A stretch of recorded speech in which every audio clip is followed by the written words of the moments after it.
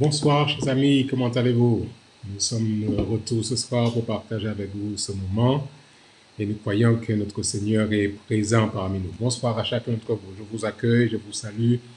Nous sommes très heureux de passer avec vous ce moment autour de la parole du Seigneur. C'est notre 52e jour de partage et c'est vraiment un bonheur, une joie de nous retrouver ensemble et de vivre ce temps intense de partage autour de la parole du Seigneur. Je vous rappelle pour ceux qui nous rejoignent que nous avons commencé depuis le 27 mars et que nous irons ensemble jusqu'au 4 juillet selon la volonté du Seigneur. Je sais que vous continuez à prier pour que nos connexions se passent au mieux et chaque jour c'est un défi, mais nous croyons que notre Seigneur est présent parmi nous. Je salue ceux qui sont déjà connectés, tous nos amis, des fidèles qui sont là, Naliège, Claudia, Marinelli, Charlie, Carole, Françoise et tous les autres qui sont là, qui se connectent ici au Sénégal, la famille Sambou. Nous voulons saluer Pasteur Colli et tous ceux qui sont dans le sud, Pasteur Famara, Sœur Odile. Nous voulons vraiment vous saluer fraternellement Jésus-Christ, nos amis de Sédio, nos frères et sœurs de Djamalai, de Bethel, de Point E. À chacun d'entre vous, nous vous saluons. Ceux qui sont connectés sur la France, nous faisons un grand coucou. Ceux qui sont à la Guadeloupe, nous vous saluons. Ceux qui sont à la Martinique, nous vous saluons. Aux Antilles françaises en général, en Guyane, en Haïti, à Saint-Domingue, au Canada. Chacun, merci d'être avec nous ce soir. Nous voulons prier afin que Dieu puisse prendre le contrôle de ce moment et qu'il nous accorde sa grâce et son amour. Prions ensemble, chers amis, voulez-vous? Notre Père et notre Dieu, merci pour ton amour. Tu es vraiment merveilleux. Chaque jour, nous découvrons encore ta grandeur et ta bonté envers nous. Ce soir, alors que nous ouvrons ta parole, nous voulons encore nous placer en ta présence, nous incliner devant toi, t'adorer, te glorifier et t'inviter à prendre le contrôle de ce moment et à nous parler toi-même. Nous t'en prions, Père, au nom de Jésus et pour ta gloire. Amen. Ce soir, chers amis, je voudrais vous inviter à considérer avec moi un texte tiré dans le livre de l'Exode. Si vous avez vos Bibles, nous allons considérer ensemble Exode au chapitre 4. Et le verset qui nous intéresse, c'est le verset 30 à 31. Exode 4, verset 30 et verset 31. Vous avez vos Bibles, ce n'est pas difficile à trouver. Genèse, Exode, chapitre 4. Nous avons un épisode intéressant qui nous attire à réfléchir autour de l'histoire des enfants d'Israël. Le verset 30 et 31 se lit de cette manière, je lis pour vous. Aaron rapporta toutes les paroles que l'Éternel avait dites à Moïse. Il exécuta les signes aux yeux du peuple. Et le peuple crut. Ils apprirent que l'Éternel avait visité les enfants d'Israël, qu'il avait vu leurs souffrances. Et ils s'inclinèrent et se prosternèrent. Voilà une scène intéressante à observer. Pour vous rappeler sans doute du contexte, les enfants d'Israël avaient passé près de 300, 400 ans en esclavage sous la domination égyptienne et ils avaient crié à Dieu. Seigneur, délivre-nous de l'oppression égyptienne, que nous puissions rentrer en Canaan.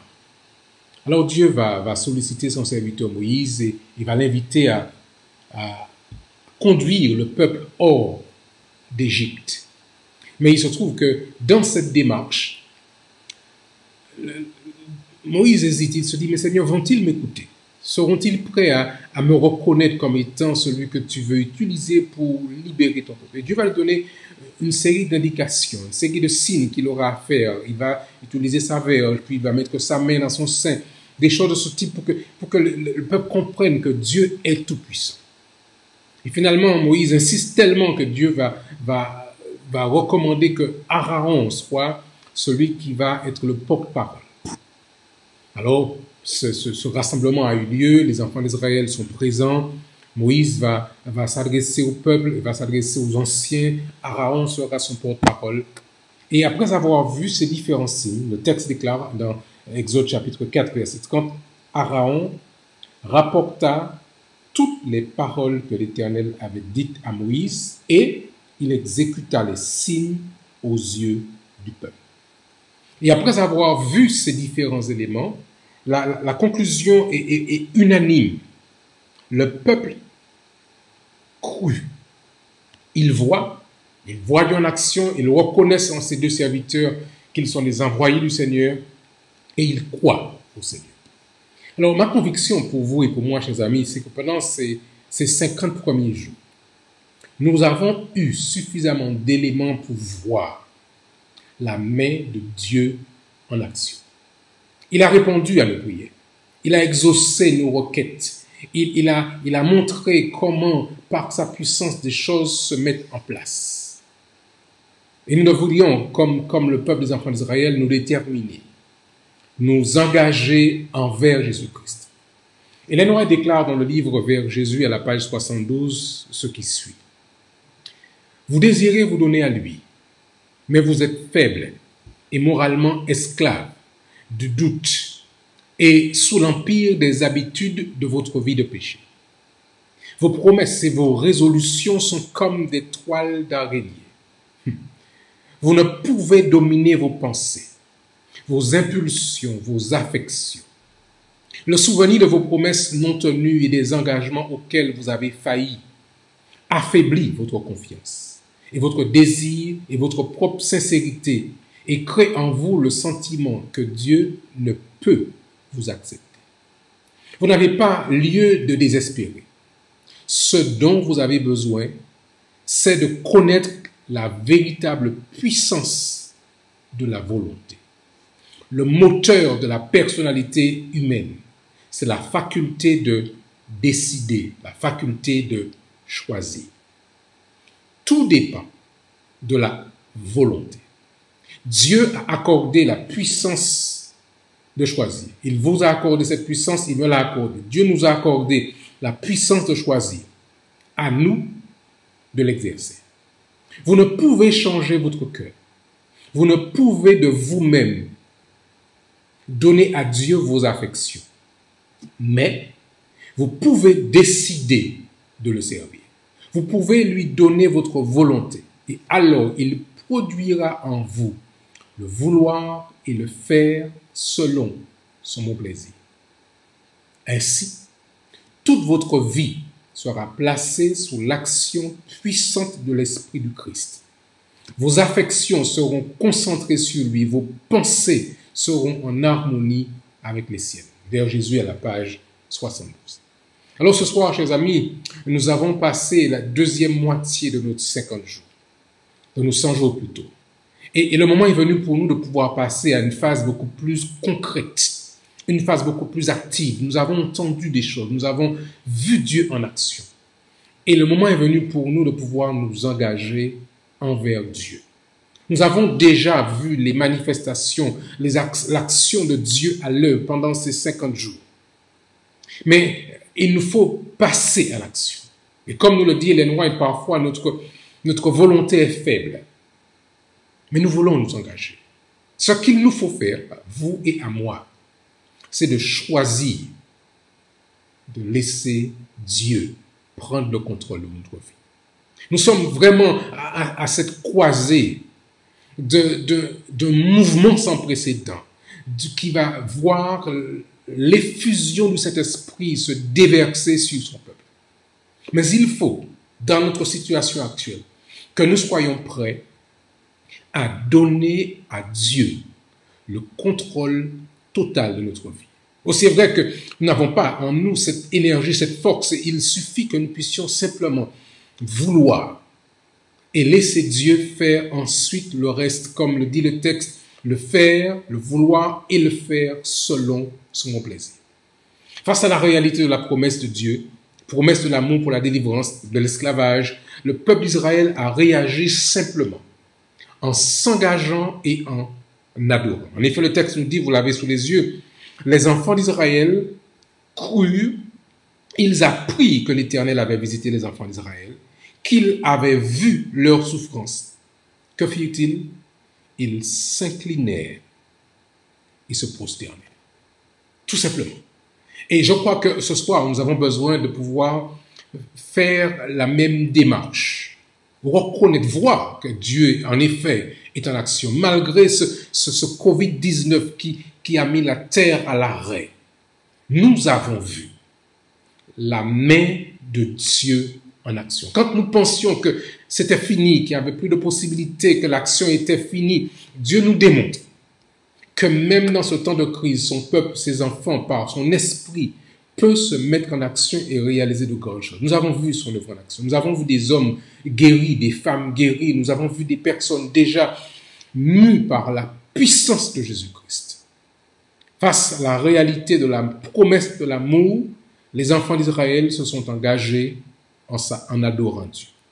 Alors que nous contemplons l'incroyable amour de Dieu pour nous, choisissons aujourd'hui de lui répondre. Je dis bien aujourd'hui, pas demain. Choisissons aujourd'hui de lui répondre, de lui donner notre volonté, notre vie, notre cœur. Mes chers amis, le Dieu que nous servons est bon. Il désire aider, il désire guérir, il désire vraiment nous dynamiser par sa puissance, par son Esprit Saint. Dieu désire, en effet, chers amis, que le message de Jésus soit proclamé dans le monde entier et que des âmes et que des femmes soient sauvées. C'est son désir le plus profond. Mais il se sert de nous dans cette mission. Dieu désire restaurer la terre. Le processus peut parfois faire mal chez nous parce qu'il doit pouvoir extirper de nous des choses qui ne sont pas en accord avec sa volonté. Le processus peut être douloureux, mais il faut que nous puissions accepter que le Christ prenne le contrôle de notre vie. Cela en vaut la peine. Alors aujourd'hui, ce soir, alors que nous sommes dimanche et que nous allons faire face à une nouvelle semaine d'activité, pourquoi ne pas sortir du monde, dans notre tête, dans notre manière de faire, dans notre fonctionnement? Pourquoi ne pas sortir et nous soumettre à Dieu, lui consacrer simplement notre vie, notre volonté et l'adorer? Je dis bien, lui consacrer notre vie. Pas une partie de notre vie, pas 5%, pas un dixième de notre vie. Pas une petite portion que nous voulons, on lui dit ça c'est pour toi, le reste, on s'en occupe. Non. Consacrer à Dieu notre vie entière. Est-ce que vous demandez? Est-ce trop demandé? Est-ce que Dieu nous demande trop de nous dire de pouvoir lui offrir notre vie alors qu'il a fait la même chose pour nous? Je crois que ce n'est pas tout. Je crois que ce soir, nous sommes prêts à passer à l'action avec Jésus-Christ. Les restrictions du Covid-19 ont conduit à une augmentation de l'intérêt pour l'évangile dans de grands territoires. Au Moyen-Orient, par exemple, de nombreuses personnes, tout en restant anonymes, sont connectés au message de Jésus-Christ. Des mouvements de prière massifs sont en train d'être organisés dans toute la zone de l'Interamérique, au Mexique, au Venezuela, au Panama, en Haïti, à Saint-Domingue, aux Antilles françaises, dans les Antilles anglophones, à Sainte-Lucie, à la Barbade, à la Jamaïque, à Saint-Vincent, à Trinidad. Vous avez, chers amis, des mouvements massifs de gens qui s'engagent dans un mouvement de prière sans précédent. Et tout ceci grâce à l'action du Saint-Esprit. Alors vous comprenez bien que le moment n'est pas venu pour nous de pouvoir hésiter, de battre en retraite ou de pouvoir faire marche arrière. Nous voulons avancer pour que Dieu réalise sa promesse et qu'il nous surprenne, parce que Dieu sait toujours surprendre l'humanité. De la même manière qu'il a su arracher son peuple, ses enfants, des griffes de l'Égypte, de Pharaon, Christ est prêt à faire la même chose pour vous et la même chose pour moi. Tout ce que nous avons à faire, c'est lui offrir notre vie. Toute notre vie.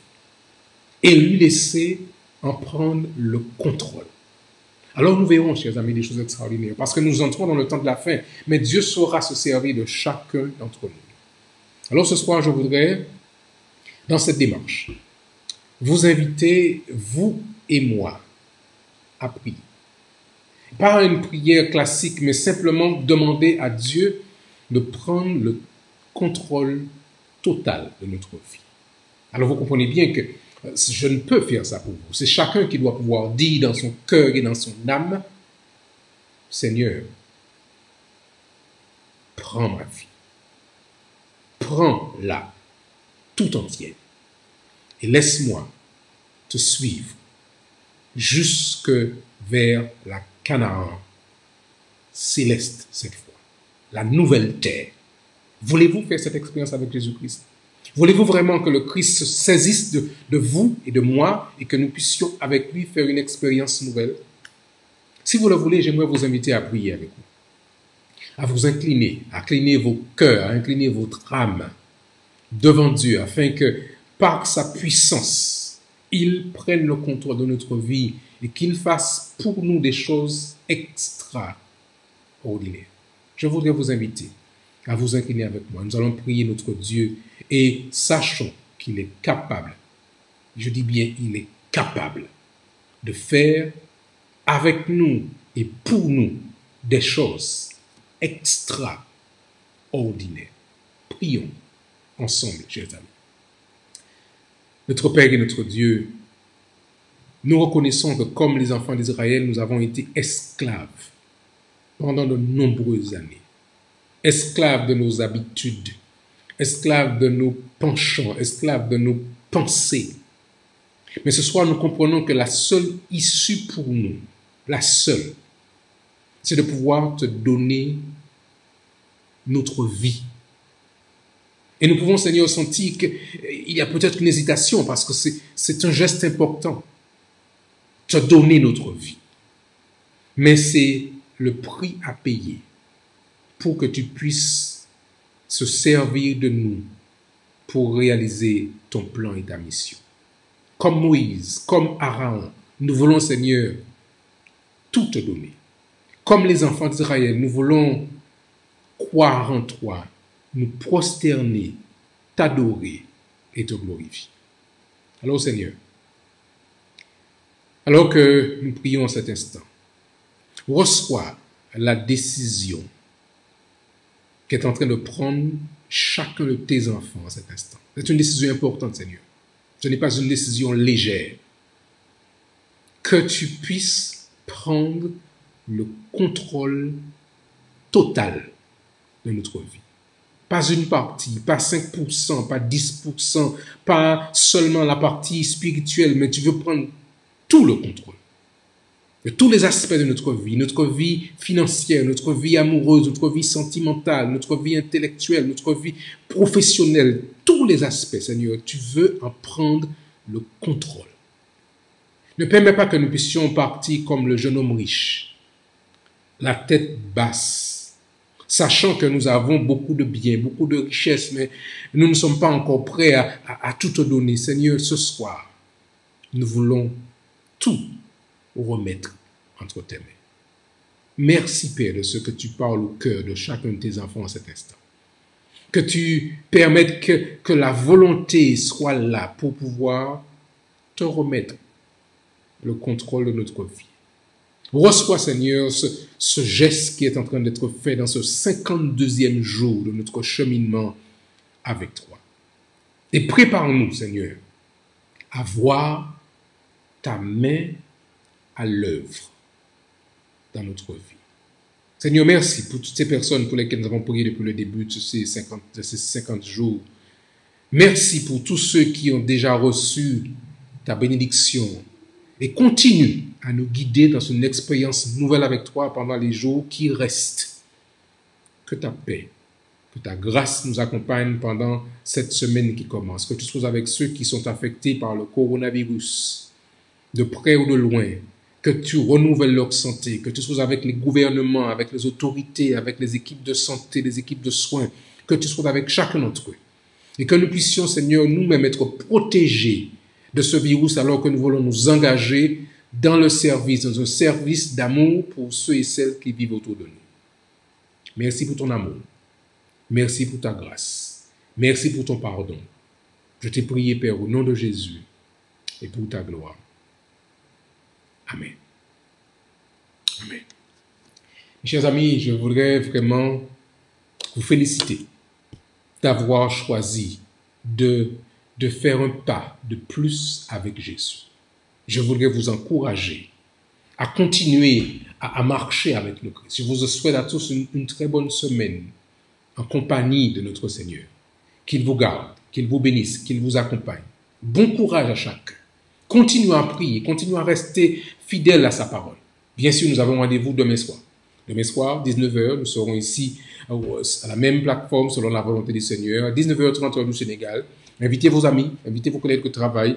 Et si vous ne pouvez pas vous connecter à 19h30 parce que ceci ne correspond pas à votre calendrier personnel, vous pouvez bien sûr vous connecter et revoir notre présentation sur notre chaîne YouTube Mission Sénégal. Vous irez sur YouTube et vous retrouverez la présentation. Vous pourrez vous rejoindre avec nous de la même manière. Bonsoir à chacun. Que Dieu vous bénisse et qu'il vous accorde sa grâce et qu'il vous accorde son amour. Et nous vous donnons rendez-vous, comme d'habitude, demain soir à 19h30. À bientôt et que Dieu vous bénisse tous.